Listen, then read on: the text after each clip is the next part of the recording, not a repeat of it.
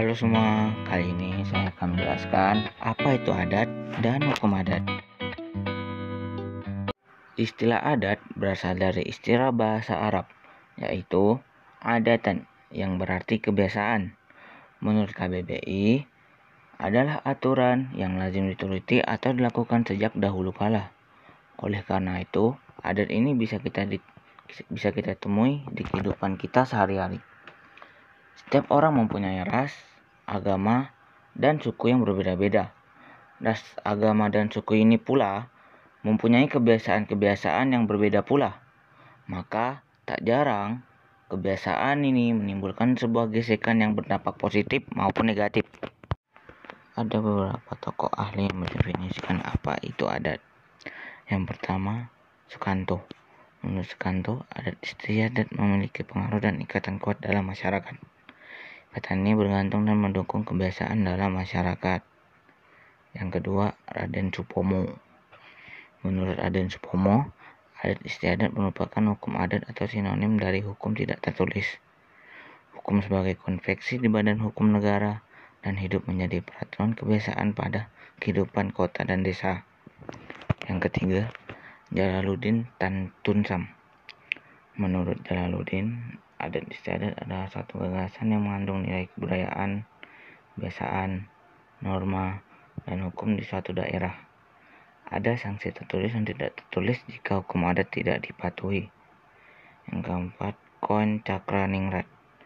Menurutnya, hukum adat adalah bentuk perwujudan dari kebudayaan atau gambaran sebagai tata kelakuan. Adat adalah norma atau aturan yang tidak tertulis, tetapi keberadaannya mengikat. Seseorang yang melanggar akan dikenai sanksi. Definisi hukum adat. Hukum adat secara garis besar adalah hukum kebiasaan yang artinya aturan dibuat dari tingkah laku masyarakat yang tumbuh dan berkembang sehingga menjadi sebuah hukum yang ditaati secara tidak tertulis. Hukum adat diakui oleh negara sebagai hukum yang sah. Definisi menurut para ahli. 1. Harjito Notopuro. Menurutnya, hukum adat adalah hukum tidak tertulis.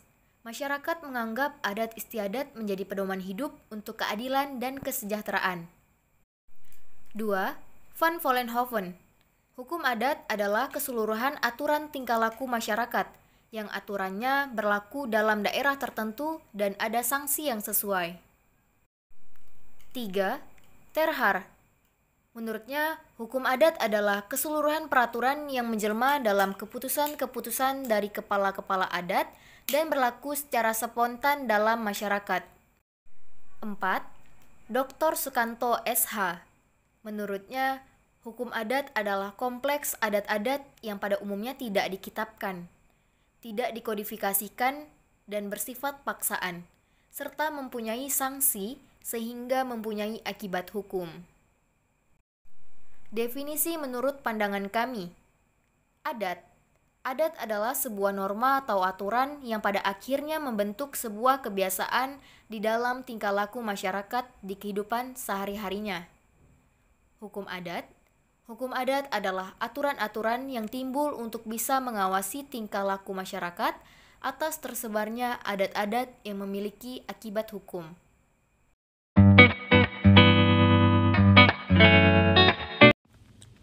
Kita masuk ke fungsi adat dan fungsi hukum adat.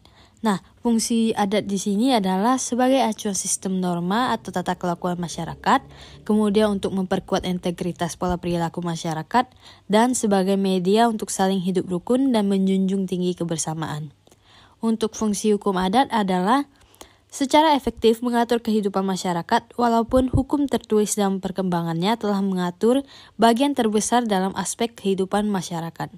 Kemudian, hukum adat ini berfungsi sebagai pola untuk mengorganisasikan dan memperlancar proses interaksi dan sebagai a system of stability.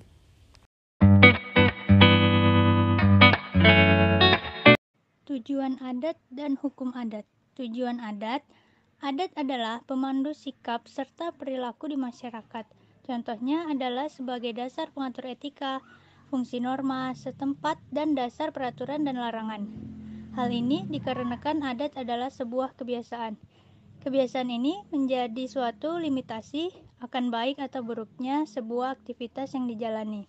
Kebiasaan ini yang akhirnya menjadi tolak ukur akan boleh atau tidak bolehnya sebuah gerakan atau aktivitas kita di dalam kehidupan bermasyarakat. Tujuan hukum adat. Hukum adat bertujuan untuk mengatur kehidupan masyarakat agar terciptanya lingkungan yang aman, sejahtera, dan tertib. Cakupan hukum adat biasanya hanya mengatur hubungan antar satu masyarakat dengan yang lain sekaligus mengatur hubungan dengan pemimpin masyarakat.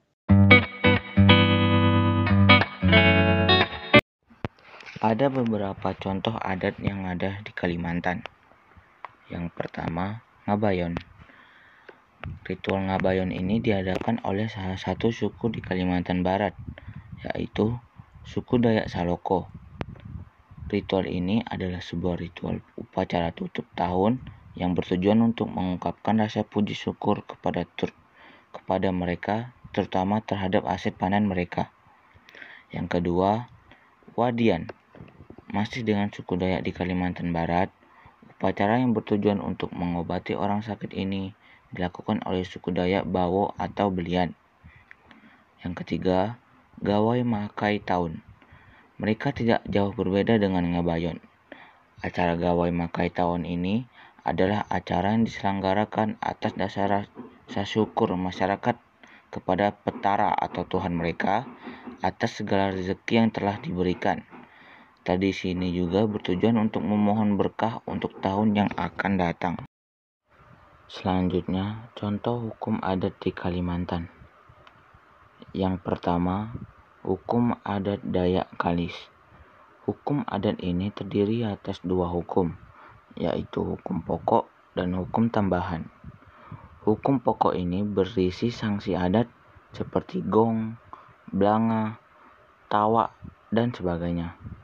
Hukum tambahan adalah suatu hukuman yang dituntut oleh masyarakat atau kampung yang dapat menyebabkan marahnya roh gaib di sekitarnya. Suku Dayak Ngaju, Kalimantan Tengah.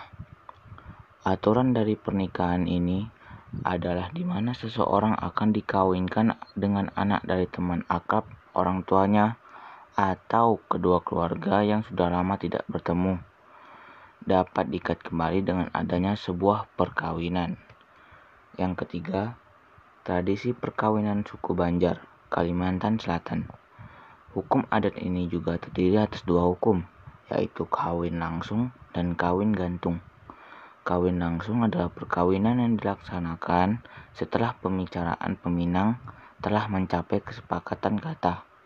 Kemudian, kedua mempelai dapat tinggal bersama setelah sah menjadi pasangan suami istri. Yang kedua, ada kawin gantung yang berarti perkawinan yang dilaksanakan seperti biasa. Kemudian setelah acara selesai, suami istri tidak diperkenankan untuk tinggal bersama dengan alasan pihak istri belum memasuki umur yang cukup. Akhirnya, kita sudah resmi menamatkan ujian.